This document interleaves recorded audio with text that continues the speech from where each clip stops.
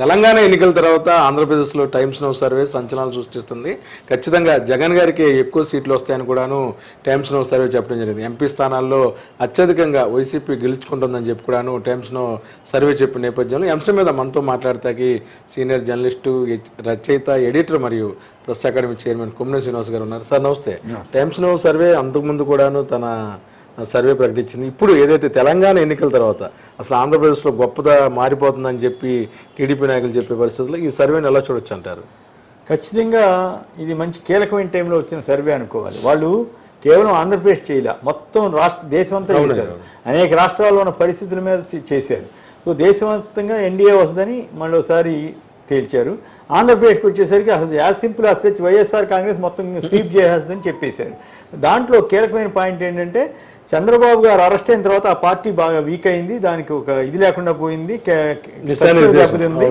అట్లాగే లోకేష్ నాయకత్వం మీద ఆ పార్టీలో నమ్మకం పోయిందని కూడా వ్యాఖ్యానించింది. వాళ్ళకి ఇవన్నీ అవసరం లేదు కదా అంటే వాళ్ళు అబ్జర్వేషనే చెప్పారని వాళ్ళు పని కట్టుకుని చెప్పారు. ఇప్పుడు మీరు నేను అంటే మన మీద ఏదైనా ఆపాదించవచ్చు, వాళ్ళ మీద ఏం ఆపాదిస్తాం? సో వాళ్ళకి అసలు ఎవరేంటో కూడా తెలియాల్సిన అవసరం లేదు. సో వాళ్ళు అట్లా చెప్పారు. దీన్ని బట్టి అర్థమవుతుంది ఏంటంటే జగన్ గారు ఇప్పుడు ఉదాహరణకి వాళ్ళు పలాస్ వెళ్ళారు, ఎట్లా రెస్పాన్స్ వచ్చింది? అదిరిపోయే రెస్పాన్స్ వచ్చింది. అది ఓపెన్గా అర్థమవుతుంది. దాన్ని బట్టే ఇక్కడ పాయింట్ ఏంటంటే అట్లా అని చెప్పి ప్రభుత్వం అన్న తర్వాత పార్టీ అన్న తర్వాత అసంతృప్తి ఉండదని లేకపోతే అని నేను అంటలేదు. కానీ బై అండ్ లార్జ్ బ్రహ్మాండమైన మెజార్టీతో మళ్ళీ గెలవబోతున్నాడు అనడానికి ఇది పెద్ద సంకేతం. ఆయన వైనాట్ 175 అన్నట్లుగానే 25 లోక్సభ సీట్లు వచ్చినాయంటే దాని అర్థం ఏంటి? దాదాపు 60-70% అలాగే చూపిస్తుంది సార్ గ్రాఫ్. పైగా ఈ మధ్యకాలంలో వచ్చిన సర్వేలు, మెజారిటీ సర్వేలన్నీ 60-70% ప్రజలు జగన్ గారికి అనుకూలంగా. ఇక్కడ నేను కూడా జిల్లాల్లో తిరుగుతుంటా కదా, జగన్ గారి మీద బై అండ్ లార్జ్ ఓవరాల్ గా పాజిటివ్ అట్మాస్ఫియర్ ఉంది. ఎక్కడన్నా అక్కడక్కడ ఎమ్మెల్యేల మీద కొంత నెగిటివ్ చెప్తుంటారు.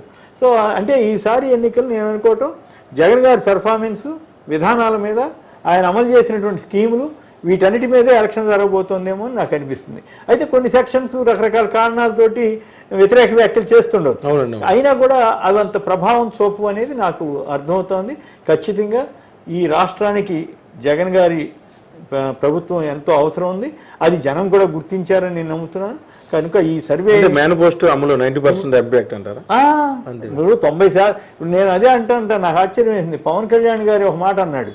ఆయన ఏమన్నాడు? దుష్టపాలన అంటాడు. 99% హామీలు అమలు చేసిన గవర్నమెంట్ ఏమో దుష్టపాలన అంట. అసలు 90% కూడా 90% అమలు చేయని, 10% కూడా చేయని చంద్రబాబు గారి ప్రభుత్వం సత్పరిపాలన. ఏమన్నా అర్థం ఉందా ఆ మాటలు అనడానికి? పచ్చి అబద్ధాలు. ఈనాడు ఆంధ్రప్రదేశ్ నమ్మి వాడు మళ్ళీ మునిగేదట్టున్నారు.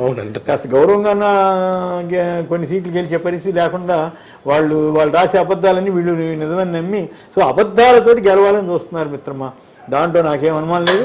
ఖచ్చితంగా ప్రజలు చెప్పిన మాట ప్రకారం 99% హామీలను అమలు చేసినటువంటి జగన్ గారికి పట్టం కట్టాలా వద్దా అనేది తెలుసుకోవాలి. ఖచ్చితంగా పట్టం కడతారని నేను నమ్ముతున్నాను, కట్టాలని కూడా కోరుకుంటున్నాను. Okay, thank you. మొత్తమే కూడాను ఆంధ్రప్రదేశ్లో టైమ్స్ నౌ సర్వే సంచలనాలు సృష్టిస్తుంది. ఎప్పటికప్పుడు జగన్ గారి గ్రాఫ్ పెరుగుతుందే తప్ప ఎక్కడ కూడా తగ్గే పరిస్థితి అయితే కనిపించట్లేదు. వీడియో జర్నలిస్ట్ విజయకృష్ణతో కలిసి ఐడ్రీమ్ కోసం అబ్దుల్ అలీ, విజయవాడ.